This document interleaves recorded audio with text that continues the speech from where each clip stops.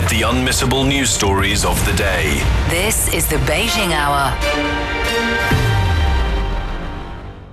Examining the events that impact and shape China and the rest of the world. This is the Beijing Hour, 1 hour of news and information brought to you every weekday. Now here's your host. Shane Bigham with you on this Tuesday, July 7th, 2026. You're listening to the Beijing Hour, coming to you live from the Chinese capital. On today's program, China's marked the 89th anniversary of the Lugou Bridge Incident and the start of Japan's full-scale invasion of China. The Chinese foreign minister has concluded his visit in Norway, also the final stop of a four-nation Nordic tour. And the first shipment of earthquake aid from China has reached the Venezuelan capital. In business, growth returns to China's warehousing sector. In sports, Ronaldo bids farewell after his final World Cup appearance. In culture and entertainment, the new Shanghai Grand Opera House has announced its inaugural performance season. And now the day's top stories.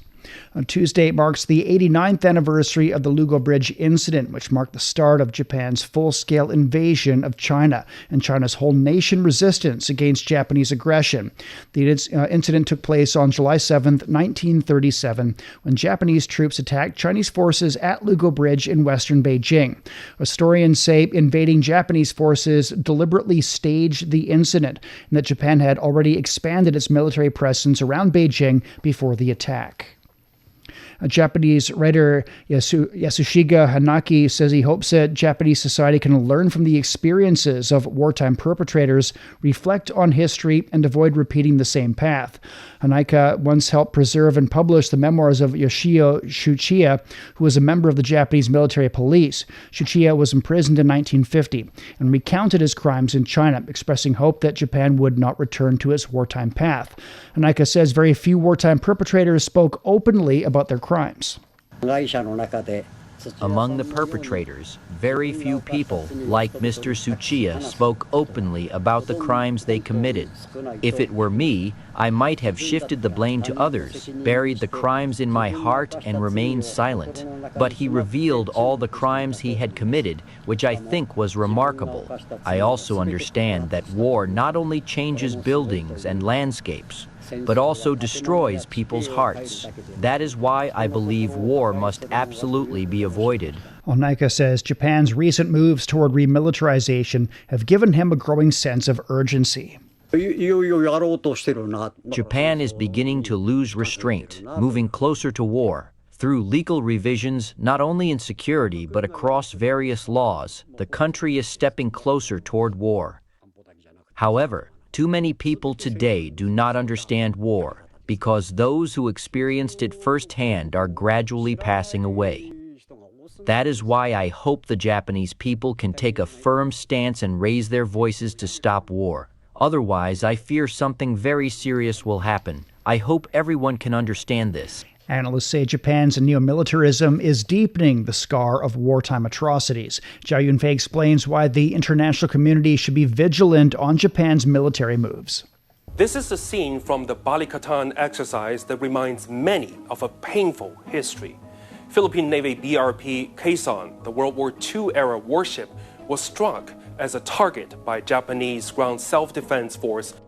Japan launched its Type 88 surface-to-ship missile system at the exercise, an offensive missile that was first used overseas. This year's Balikatan marks the first time Japan dispatched a complete combat force to the Philippines since the end of the war. But now, as the Chief General of the Philippines Armed Forces, Romeo Bronner, says, back then we find ourselves on the opposite sides of the war, but this time we find ourselves on the same side. Despite this, history won't forget the heinous crimes Japan committed during the World Anti-Fascist War. Mass killings, sexual slavery, forced labor, and chemical warfare. The atrocities reflect a scale of systematic brutality. The Philippine World War II Memorial Foundation estimates 1 in every 17 Filipinos died during the war from 1942 to 1945. Different countries that have experienced the unfortunate legacy of Japan's involvement in the Second World War. There are still victims, in fact, who are alive still, and who I understand are still waiting on an apology. They are waiting for an apology, justice, and at least a peaceful post-war order. But now Manila has disregarded their humiliating past and sabotaged the precious outcomes of victory. In fact, it has become a source of instability. The two countries' maritime delimitation talks regarding water east of China's Taiwan island gravely infringe upon China's maritime rights. Here's Article 74 of the United Nations Convention on the Law of the Sea. It repeatedly emphasized that the delimitation should be negotiated between states with opposite or adjacent coasts, meaning that maritime delimitation is not unilateral. It must involve all states whose maritime zones are affected. Taiwan is a part of China. It's been inscribed on the Cairo Declaration and the Potsdam Proclamation. Both documents shape the post-World War II order. According to the documents, Japan must return all the territories it has stolen from China. The so-called maritime delimitation talk is just another move that reveals Japan's ambition to become a war-capable nation. From transferring offensive military equipment to promoting the revision of its pacifist constitution. I think there are concerns indeed that we're hearing with greater frequency around Japan's potential perceived remilitarization in that regard. I'm also wondering if the increase of Japanese defense spending will not escalate the tension in the region. To avoid escalating tensions, Japan must stop its military provocations.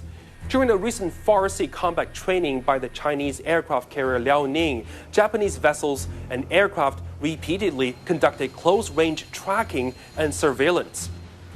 It is clear to see who is the real threat and troublemaker. We urge the Japanese side to stop the dangerous acts that disrupt the routine training by the Chinese side. More than 80 years after the end of World War II, Japan has once again created new conflicts, seeking excuses to lift the obligations that the defeated country should undertake.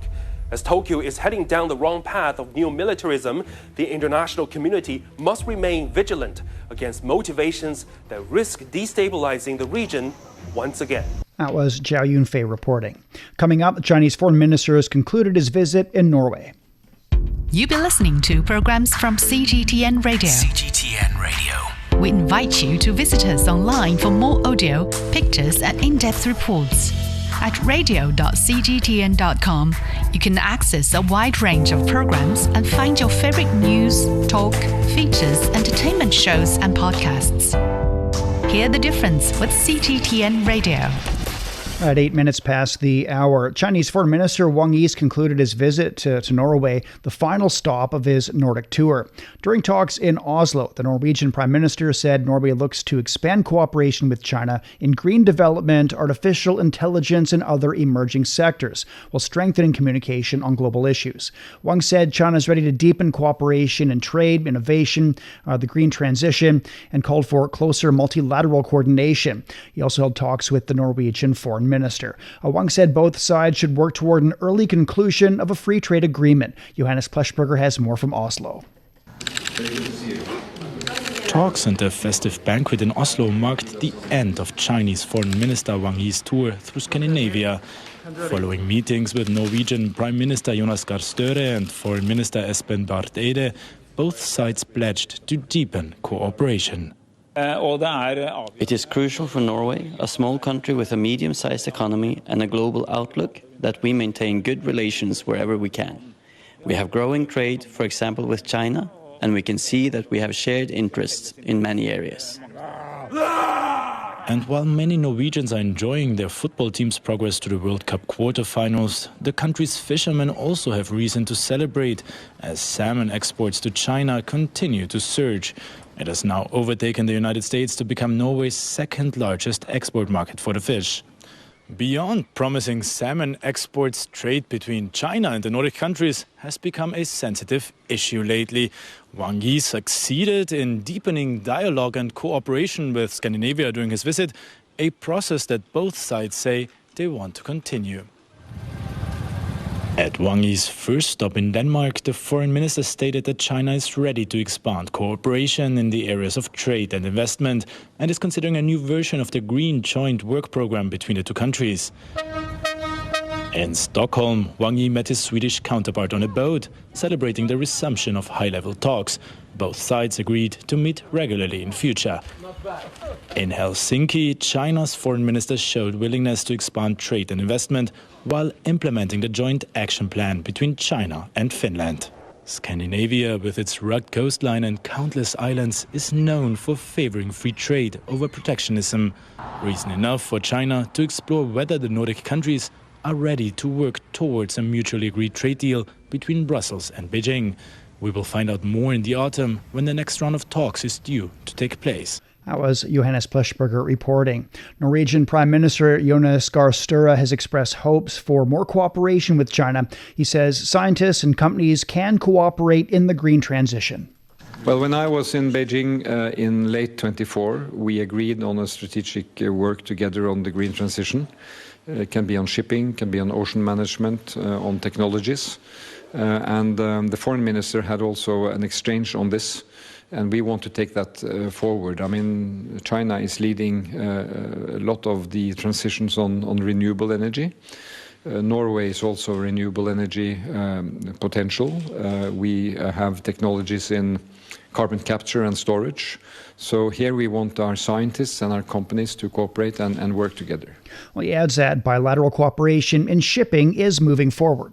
There are many activities going on from the research field to the operational field between companies. I would say shipping is one such important area where my Minister of Shipping will have direct contact with her counterpart to take that forward. Many of the ships now in the world are being built in China, but a lot of the technology inside those ships come from Norway, and that's a good thing. Well, Erik Solheim's a former Norwegian Minister of Climate and the Environment, and he says potential of cooperation between his country and China in electric vehicles is huge. Norway has no car industry. It stands outside the European Union, so it may be more easy for Norway to import Chinese cars than for some other European markets. And Norway, of course, now have a 97% penetration of electric cars in the sale of new cars. So that may be one area where there may be opportunities for Norway to play a role. But overall, of course, Norway is fully integrated in the European in the market and will abide with major decisions made by Brussels. Well, he adds that China is one of the leading countries for green energy. 10 years ago, the Nordic nation may even have been ahead of China. Now, of course, China is far ahead of the Nordic nations when it comes to the green energy. China may be 95% of all solar panels, 70% of all batteries. The 6 largest wind energy companies in the world are all Chinese. So the Nordics now have a lot to learn from China, and the Nordics need Chinese equipment if we want to turn green fast. I mean, there's no nation in the world can go green fast now without China. That was Erik Solheim, a former Norwegian Minister of Climate and the Environment. Namibian President Netumbo Nandi-Ndaitwah is in Guangzhou, the first stop of her first state visit to China. She's taken part in a series of engagements in the southern city, aiming to boost trade and investment ties. The Namibian delegation toured a leading Chinese electric vehicle manufacturer. The president also attended a business roundtable and brought together government officials and business leaders from both countries. Shu Hua has more on why the president chose Guangzhou as the first stop of her tour. Rain had just stopped and the sun came out in Guangzhou as President Nandi-Ndaitwah arrived, a fitting start to an agenda filled with bright opportunities. What makes Guangzhou the president's first stop? As the frontier of reform and opening up, Guangzhou is more than factory floors or trading hub. It's a window into Chinese-style modernization. My stay in Guangdong province thus far has showed me the ability of China to set itself an ambitious development and prosperity objective, and then actually reaching that through hard work, innovation, and a keen eye for opportunities. As such, there are many areas where the two countries can cooperate in the true sense of partnership. At the JACM factory, the delegation looked beyond the assembly line. They're looking for possibilities. Like to make a final installation. This was not a photo op, but a chance to see how China's quality-driven growth works in real life. For Namibia, a resource-rich country eager to diversify into new industries, China's EV technology and expertise are a natural fit. They match Namibia's own push for a regional energy hub on its Vision 2030 development framework. We believe from what we have seen and through our engagement, it will have an impact at the end of the day in Namibia. And there's another boost. Since May the 1st, China dropped tariffs on all 53 African nations it has diplomatic ties with, Namibia included. That means Namibian goods now have a smoother path into China's vast market. No, and definitely it will boost our bilateral trade because we will be able to export more. As the rain nurtures the earth, so are China and Namibia ties being cultivated with trust in the hope of a rich mutual harvest. That was Shuhua in Guangzhou. Hundreds of British teenagers are spending their summer in Beijing as part of a decade-long initiative promoting Chinese language and culture in the UK. For many of them, learning Mandarin's more than mastering a foreign language. It's about discovering a country they hope will one day become a part of their future. Zheng Tao has more.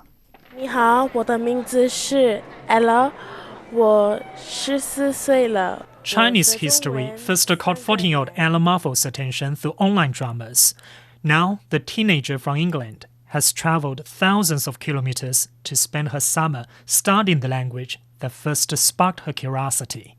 I would like to go to famous monuments like the Great Wall of China and Gugong, the Tiananmen Square. I don't know if I know how to say, I know how to say it slightly in Mandarin, but I don't think I know how to say it well. So I think it's Tiananmen Guangchang. So yeah, I want to go there as well. And I want to try on the cultural outfits. Like I want to visit like old places and like I want to see the nature. Thousands of British teenagers are making the same journey. For many of them, Mandarin represents more than another subject at school. It's an investment in the future. Charlie Linsky is one of them. I want to be a footballer in the future, but I think maybe when I'm older, I can, or even when I'm younger, I can move out to China with the language I speak. But also when I'm going to universities, it's good on my application if I'm able to speak Chinese. So even if it's not football that I go into, it's something better, like maybe economics or something, that's Chinese would be a really good language to learn. Stories like theirs are becoming increasingly common. They are part of the Mandarin Excellence Program, or MEP, which marks its 10th anniversary this year. The program gives students in England an intensive pathway to learning Mandarin before bringing them to China for language and cultural immersion. Its growth has been remarkable. When the program began in 2016, it enrolled just 400 students. By this year, more than 18,500 students have taken part. 1 in every 5 students learning Mandarin in England now comes through the program, helping Chinese gain a place alongside French, German, and Spanish in public schools. Matt Schofield from the UCL Institute of Education helps manage the program. There's the number of students that are learning Mandarin now, the fact that it's statistically proven that students that are part of the program achieve higher attainment than their peers who are not part of the program. For many UK students, learning Mandarin is the first step toward a future that includes China. This summer, Beijing Language and Culture University is helping turn those ambitions into real-life experiences. As one of the program's 3 Chinese partner universities, it hosts British students for language courses and cultural activities throughout their stay in Beijing. University President Duan Peng says language is only the beginning. More importantly, we help them understand Chinese culture, and through that, better understand each other's cultures. Today, we teach language, culture, regional studies, civilization, and professional knowledge. Our goal is to cultivate ambassadors for exchanges and mutual learning between civilizations. As the program enters its second decade, its impact is reaching far beyond the classroom. For a growing number of young Britons, Mandarin is becoming a bridge to China and to their future. For the Beijing Hour, this is Zhang Tao. And coming up, earthquake aid from China has reached Venezuela. Discover the realities and responses to our changing climate with Climate Watch. Uncover critical issues such as the Masai Mara's disrupted wildebeest migration and the drop in the Panama Canal's water levels. Delve into solutions for a sustainable future. Tune in to Climate Watch on your favorite podcast platform. Become more eco-conscious and take action to protect our planet. At 21 past the hour, the first shipment of emergency aid from China is now in Venezuela's capital following the powerful twin earthquakes last month that killed thousands of people.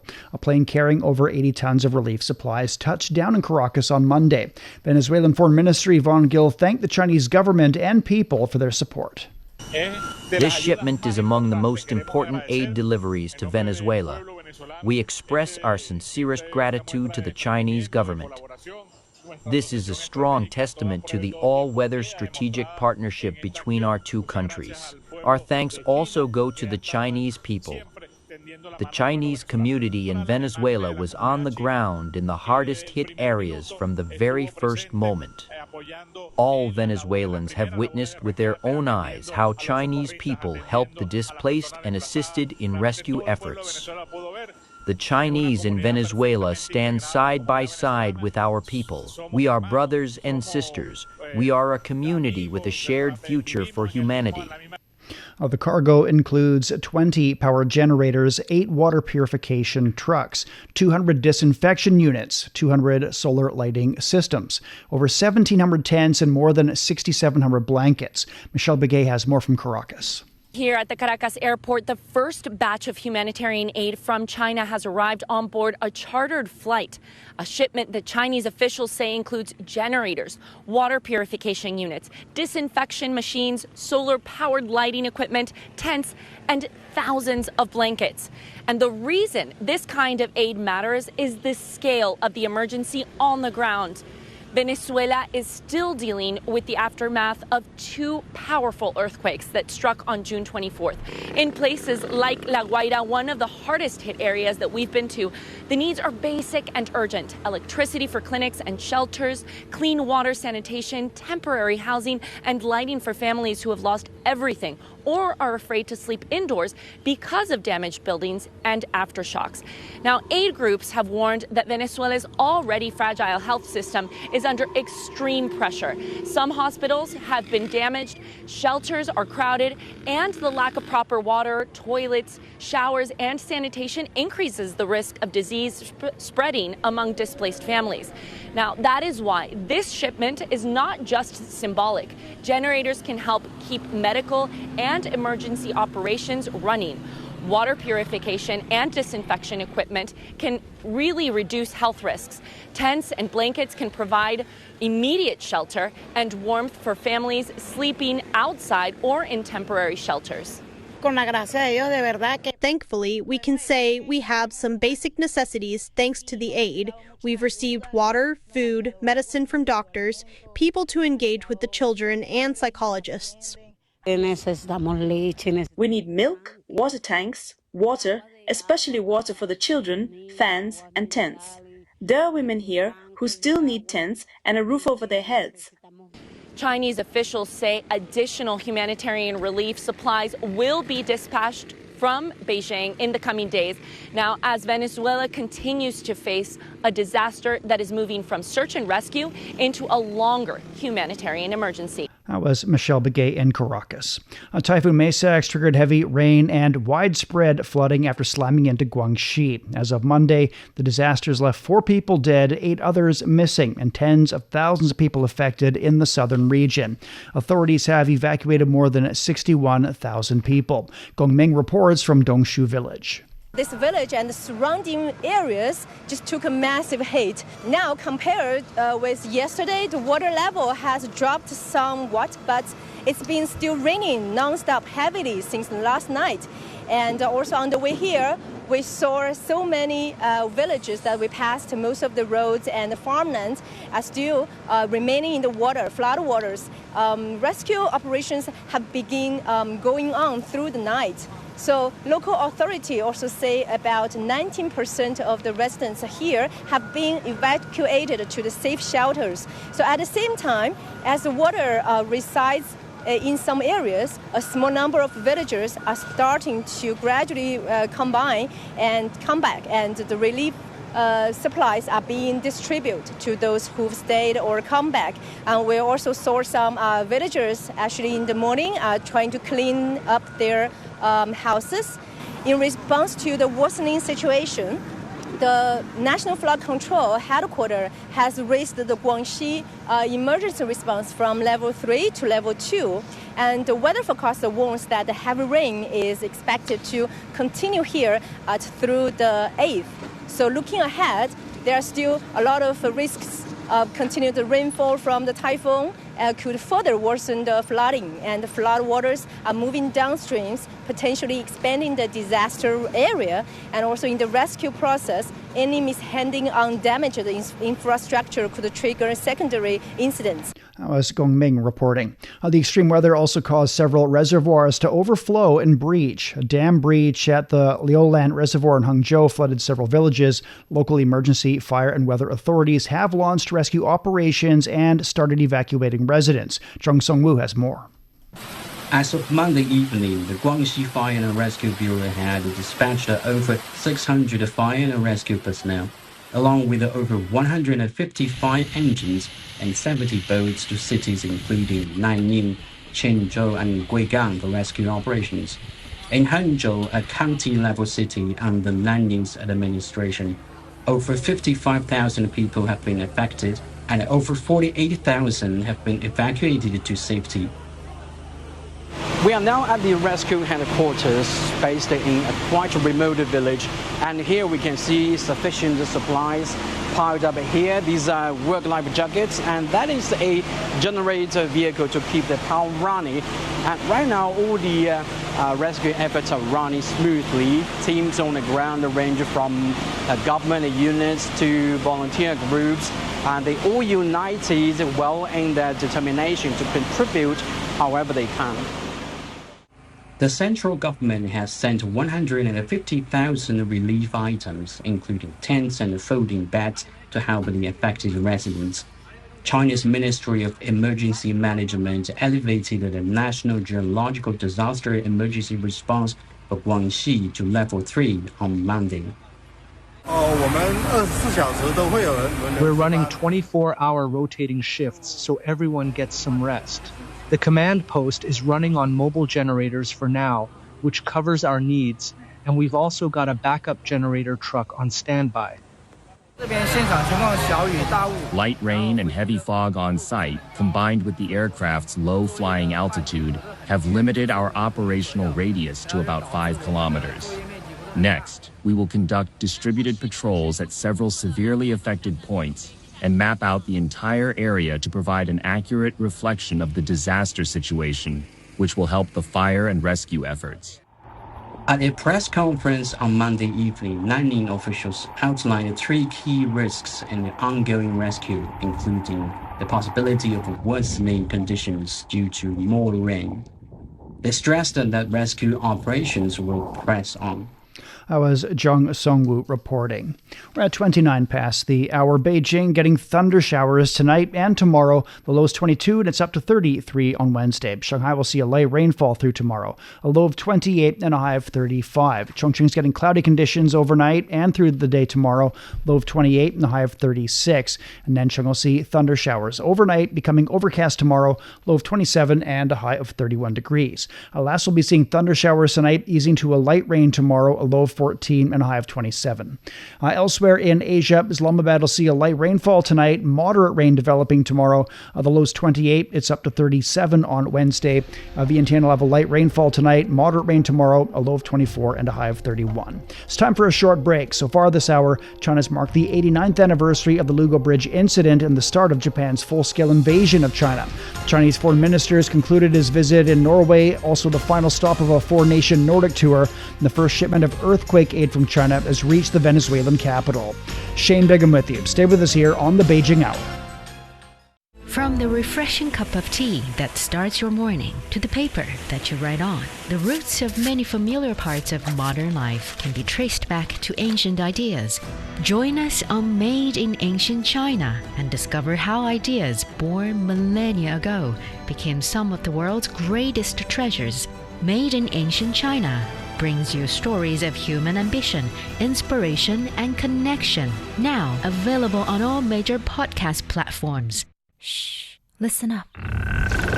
Can you hear the heartbeat of our world? It's vibrant and pulsating with the essence of life itself. From the stem of trees to the gurgle of rivers. From the silent strength of mountains to the icy whispers of glaciers. Even the solid ground beneath our feet. And right there, in the midst of all, beats the heart of humanity. What if those other heartbeats were to stop? Would ours keep on ticking? Examining the events that impact and shape China and the rest of the world. This is the Beijing Hour, 1 hour of news and information brought to you every weekday. Now here's your host. Shane Bigham with you on this Tuesday. Still to come. In business, growth returns to China's warehousing sector. In sports, Ronaldo bids farewell after his final World Cup appearance. In culture and entertainment, the new Shanghai Grand Opera House has announced its inaugural performance season. To contact us, you can email radio@cgtn.com or follow our X account @CGTNradio. You're also welcome to subscribe to our Substack newsletter Beyond Beijing for the world's biggest stories, along with sharp insights and exclusive analysis. But first of all, a check of the day's headlines. Chinese President Xi Jinping has urged officials to spare no efforts in organizing emergency rescue for flooding, disaster relief, treatment of the injured, and relocation of affected people. Floods triggered by heavy rains and strong winds have hit across the country. President Xi called for efforts to strengthen monitoring, early warning, and emergency rescue preparedness to prevent potential risks around bodies of water and areas prone to geological hazards. He also urged medical treatment for the injured and resettlement of affected people. China's Tianwen-2 probe has successfully rendezvoused with a near-Earth asteroid. The China National Space Administration confirmed that the spacecraft's about 20 kilometers from the asteroid, following a 400-day, 1 billion kilometer journey through deep space. During the approach, the probe captured critical imaging data and refined the asteroid's orbital position from over 100 kilometers down to the kilometer level. Launched in May of last year, Tianwen-2 will now conduct detailed observations of the asteroid's surface and composition, paving the way for an upcoming sample collection attempt. Chinese health experts in Tanzania have held an education event at a primary school on Pemba Island to mark World Zoonoses Day. The annual event focuses on diseases like rabies and avian flu.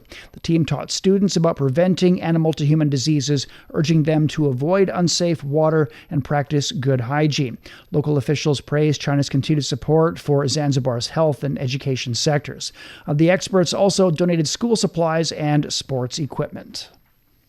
The UN's welcomed Hamas's move to dissolve the body that's governed Gaza for nearly 2 decades. UN spokesperson Stéphane Dujarric says the world body will continue to support unified Palestinian governance. We've taken note of Hamas's announcement concerning the dissolution of the Government of Emergency Committee and the transfer of administrative responsibilities to the National Committee for the Administration of Gaza. We welcome any step that contributes to the implementation of the ceasefire agreement and advances the objectives reflected in relevant Security Council resolutions, including the full implementation of the ceasefire, the protection of civilians, and the unhindered provision of humanitarian aid, as I was saying.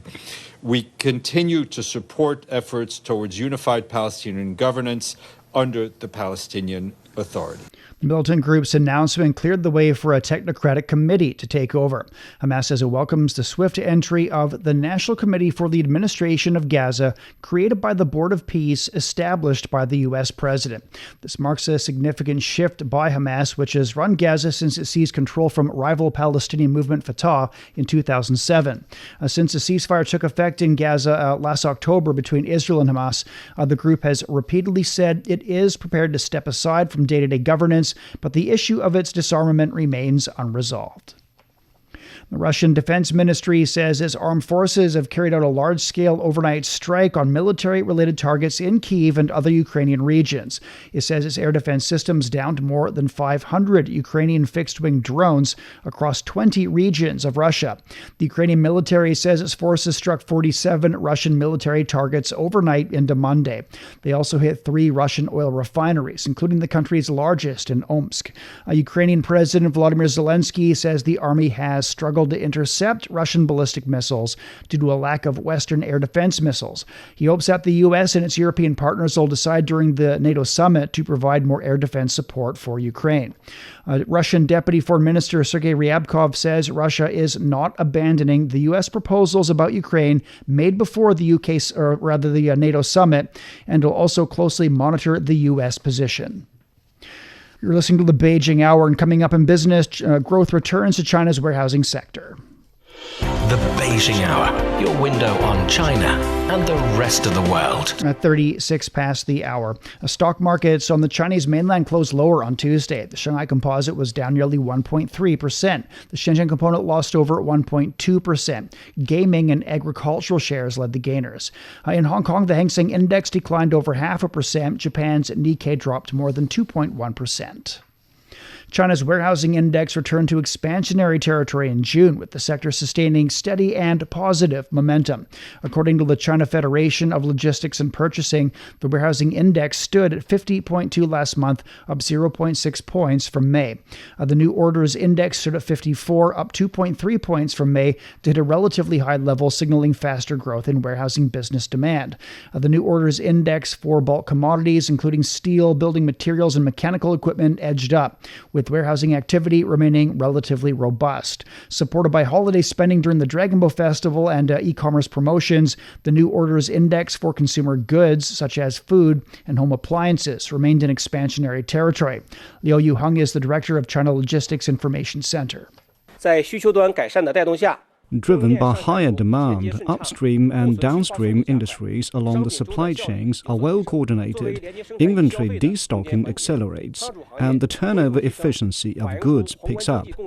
As an intermediary link between production and consumption, the increased activity in the warehousing sector reflects improved coordination between supply and demand in the macroeconomy, resulting in smoother economic flows. Warehousing facility utilization also picked up significantly, with the index rising to 54, and that was up 4 points from May. Utilization rates for steel, coal, and food all came in above 50.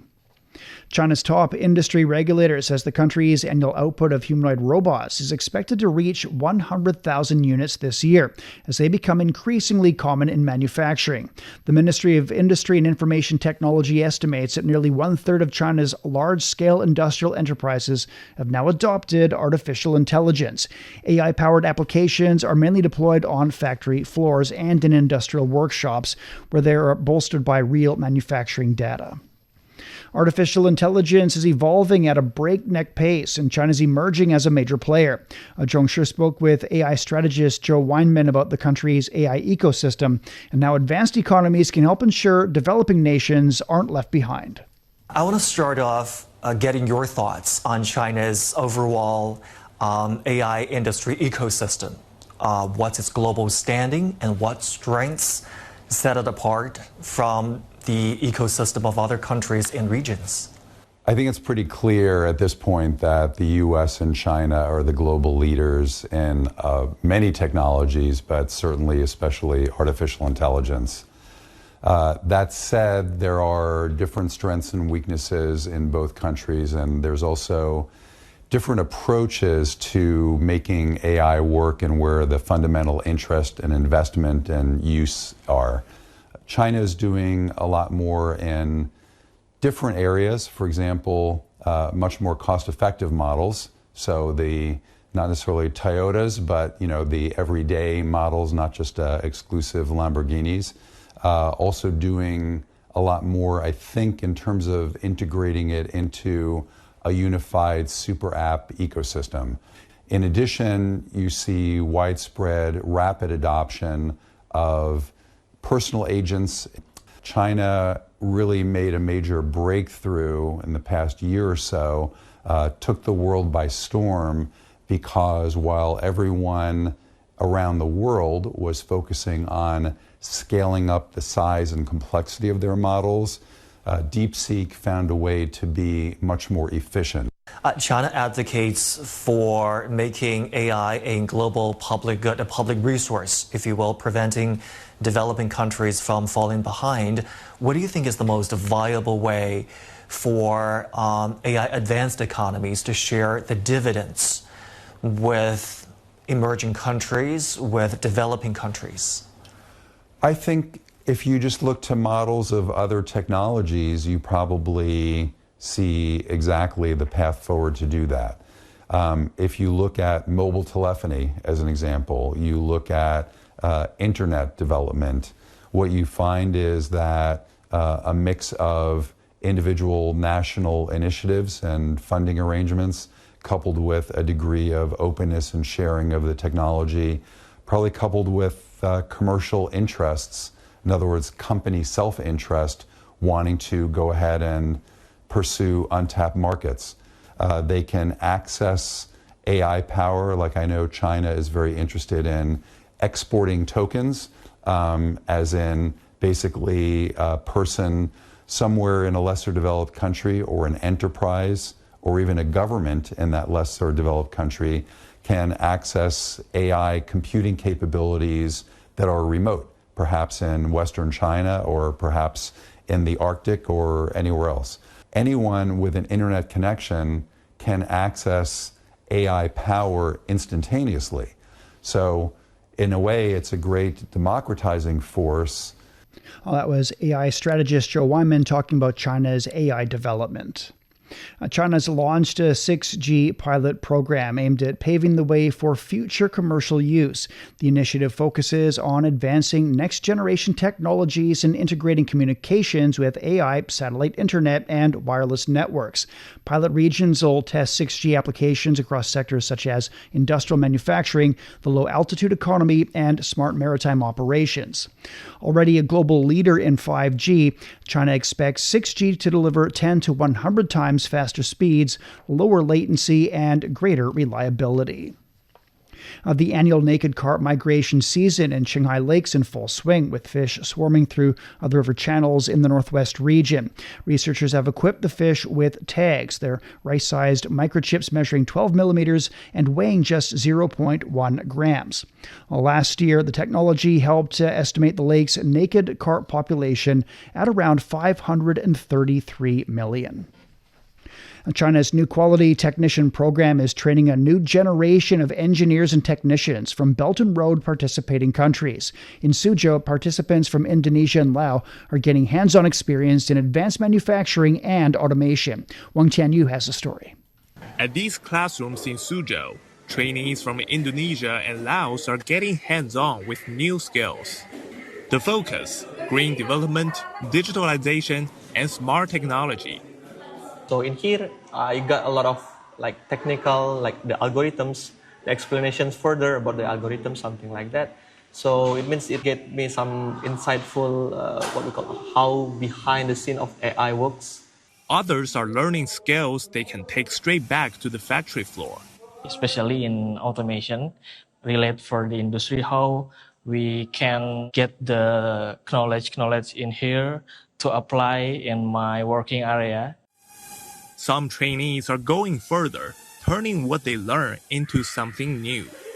We build a game, a simple game. So even in pharmaceutical science, we also need that. For example, for student researchers, if they want to, recognize or remember medicines, so they have to remember in a good way, right? So I think create a simple game for pharmacist students or learner is a very great thing. We assemble the drone first, put a program to stabilize the drone, and we practice. Since launching in 2025, the program has trained 223 teachers and technicians from Indonesia and Laos. This spring, 102 trainees are studying 3 new fields: AI and digital transformation, smart industrial automation, and railway operations and maintenance. 新制工匠职业技能培训项目 We launched the New Quality Technician Vocational Skills Training Program as an ongoing capacity-building initiative for countries participating in the Belt and Road Initiative, focused on developing new quality productive forces in cutting-edge fields such as green and low-carbon development, digitalization, and intelligent technology. Going forward, we plan to expand this program even further, reaching more partner countries and covering more technical and vocational fields to provide strong talent support for the high-quality development of the Belt and Road Initiative. Through 1 month of study here in Suzhou, trainees have gained advanced industrial skills. The program has deepened practical cooperation and shared growth under the Belt and Road Initiative. That was Wang Tianyu reporting. You're listening to the Beijing Hour, and coming up in sports, Ronaldo bids farewell after his final World Cup appearance.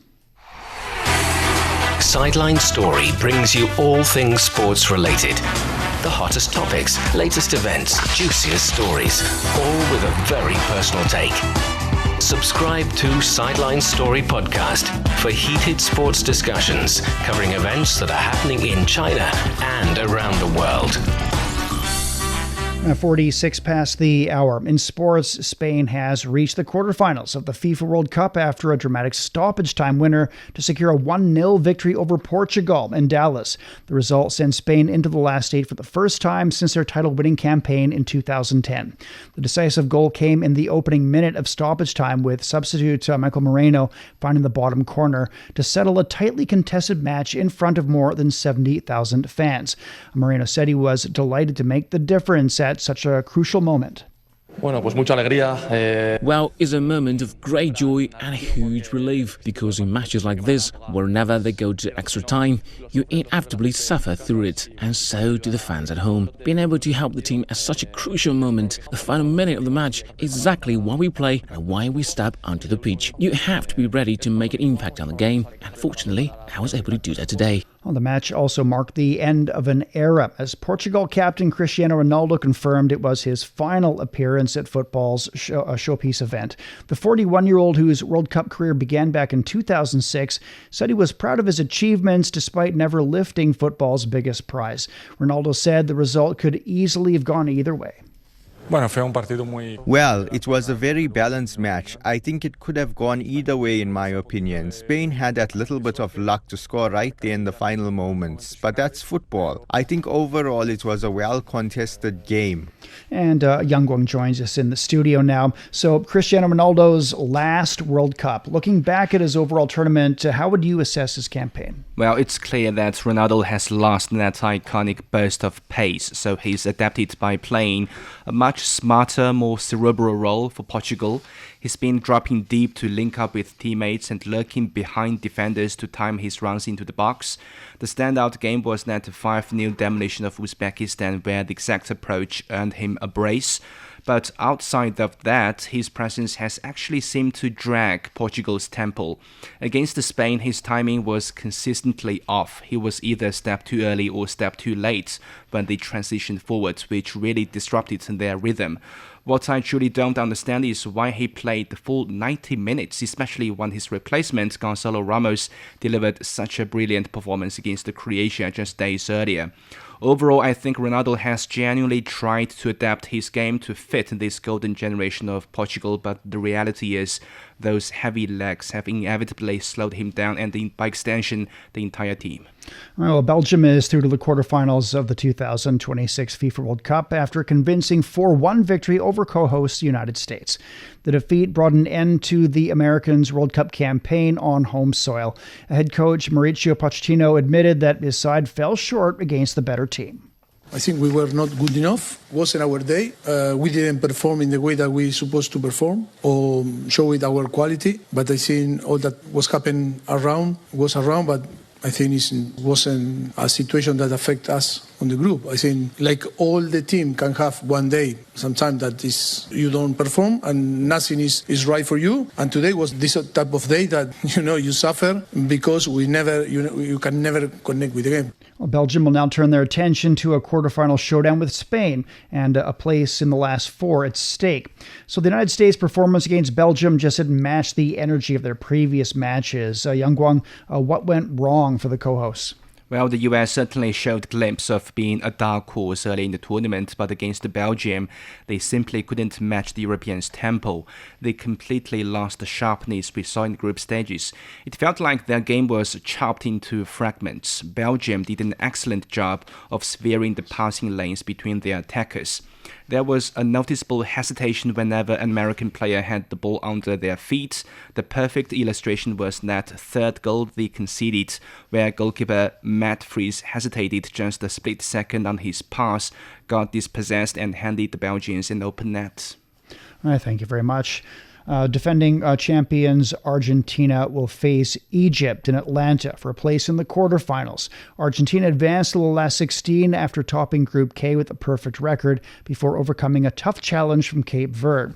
Meantime, Egypt made history by reaching the round of 16 for the first time, defeating Australia in a penalty shootout after a 1-1 draw. The two nations have met only twice before at senior level, with Argentina winning both encounters. Egypt head coach Hossam Hassan says his team is motivated by the chance to represent Arab and African football on the sport's biggest stage. And of course, we represent Arab football and we represent African football. This is a responsibility that drives us to focus on ourselves and only think about what we can do and deliver on the pitch. And this is the World Cup after all. You do not play a World Cup every day, and be it for the players, be it for the technical staff, it is a great opportunity to prove ourselves. Well, the winner of Monday's match will take on either Switzerland or Colombia in the quarterfinals. Those two teams are preparing for their round of 16 showdown in Vancouver, with both teams chasing a place in the quarters. Switzerland heads into the match with confidence after a historic run of 3 straight wins at the tournament. They topped their group before defeating Algeria in the last 32, and a victory over Colombia would send them into the quarterfinals for the first time since 1954. Swiss head coach Murat Yakin says his team is ready for the challenge. It's not every day you play a round of 16 match in a World Cup. It's great joy. It's an open game. I think that if we stick to our game plan, we can put any opponent under pressure. Colombia is also unbeaten in 4 matches and hoping to reach the quarterfinals for the first time since 2014. The South Americans advanced after topping their group and beating Ghana in the round of 32. You're listening to the Beijing Hour. Coming up in culture and entertainment, the new Shanghai Grand Opera House has announced its inaugural performance season. Pod Plus, a selection of the best podcasts in China, covering history, customs, music, literature, and in-depth dialogues. Find your way to a wealth of Chinese culture and thinking, all on Pod Plus. 53 past now. Turning to culture and entertainment. Shanghai's highly anticipated new cultural landmark, the Shanghai Grand Opera House, has announced its inaugural performance season. Running from October to February, the season will feature 47 productions, 82 performances, and more than 100 arts education activities. They cover opera, concerts, dance, traditional Chinese opera, and other genres. The opening concert on October 17th will also mark the opening of the 25th China-Shanghai International Arts Festival. And it'll bring together leading Chinese musicians alongside major Shanghai orchestras. The new venue will also host 3 major Asian premier opera productions, including Tosca and Aida, featuring internationally renowned opera companies and artists. The season will present a wide range of performances from ballet classics such as Swan Lake to Chinese original works, including the dance drama San Qing Dui. After 6 years of construction, the Shanghai Grand Opera House is set to open in October, aiming to become a world-class platform for international productions and outstanding Chinese creations. This summer, the Norwegian capital is showcasing a remarkable collection of Chinese porcelain. The artifacts are recovered from an 18th century shipwreck discovered off Norway earlier this year. Scientists say it's the best preserved shipwreck ever found in Northern Europe. Johannes Plushberger is here once again. More than 250 years underwater and still in remarkable condition. Archaeologist Sven Arens says the survival of this Chinese porcelain, with its distinctive Batavia-style design, is nothing short of extraordinary. Many of the objects, like for example this cup, are almost perfectly preserved. We believe that it might be produced in Jingdenzhen in China. Unlike most historic shipwrecks, which are discovered at depths of 10 to 30 meters, this vessel was found 600 meters below the surface. Cold waters and the absence of shipworms helped preserve both the ship and its cargo. after maybe half an hour, we started to see small objects on the seabed, you know. First on the sonar, some hard objects, and then after we come closer and we get the small objects on the camera. We didn't know exactly what we were looking for. For a shipwreck hunter Espen Sastad, it was the discovery of a lifetime. The Norwegian watchmaker and diving enthusiast joined forces with Oslo's Maritime Museum to recover artifacts using remotely operated vehicles, a first in Northern Europe. This is the most amazing found which we ever did, you know. It's like a time capsule on the seabed. The wreck is completely intact, you know. The research team believes the ship sank around 1750, when Europe's appetite for consumerism was beginning to take hold as merchants moved everything from raw materials to luxury goods to growing international shipping networks. The vessel may have been caught in a rapidly changing world. But many questions remain. Scientists still don't know exactly where the ship came from or where it was headed. More excavations will be needed to uncover its story. So Sven, when do you think we can start the main excavation? Well, that depends on the funding, but hopefully next year we will be able to do more work. Porcelain, chandeliers and even grain. So far, only a fraction of the cargo has been recovered and desalinated. Sven and Espen are eager to see what else lies beneath. That was Johannes Pleschberger reporting. Creative ceramic products from an eastern Chinese city are gaining popularity among overseas buyers, with exports to emerging markets showing strong growth. Dehua County, a major ceramic production and export hub in the city of Quanzhou, is entering its peak export season. Xu Jianyan from a local ceramic workshop says international buyers are interested in innovative designs. This year, the US market favors cups with 3D-like effects, with designs of Christmas trees, gingerbread men, and snowmen on the handles. The normal selling price for such teacups is $1 to $2, while ordinary ones are only about $1 a piece. Well, besides traditional markets in Europe and the United States, Quanzhou ceramic companies are also expanding into emerging markets in the Middle East, South Asia, and Southeast Asia. 57 past the hour. Beijing, thunder showers tonight and tomorrow. The low's 22. It's up to 33 degrees on Wednesday.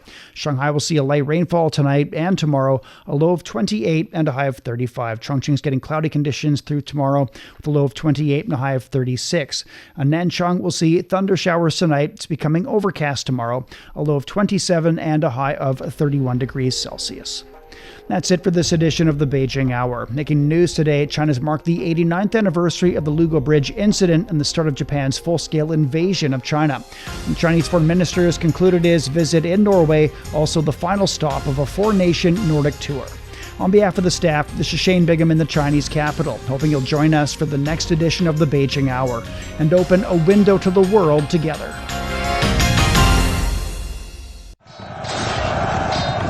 The best military commander is not he who fights 100 battles and wins every one of them. The best military strategy does not lead to the desiccation of the enemy's capital city. Decoding the Art of War will help you understand why there's no art in war and how Sun Tzu stayed undefeatable using the science of war, with fun stories and insightful breakdown of famous battles. Find Decoding the Art of War wherever you listen. A poem for the Tibetan antelope, the gentle spirit of the Qinghai Seazong Plateau, spoken by voices from across the world. Every spring, female antelopes migrate hundreds of miles to Zhuonai Lake to give birth, as we build gentle passages for their journey. Hello, little Tibetan antelope. Eyes opening to the light for the very first time. To see a world in a grain of sand, and a heaven in a wild flower. So much wonder calls for so much courage. But have no fear. The way home is right there, waiting for you. From the snows of Kunlun to the winds of Tangula, the wilderness will teach me to be strong. But the call of life itself never ceases. A train runs toward the horizon. A road stretches through the wilderness. The bridge that soars through the clouds is no barrier across the land, but a gateway to where I truly belong. Tibetan antelope's hoofprints loosen the soil, letting snow melt sink into the earth. Human presence passes through, but we've never walked this land alone.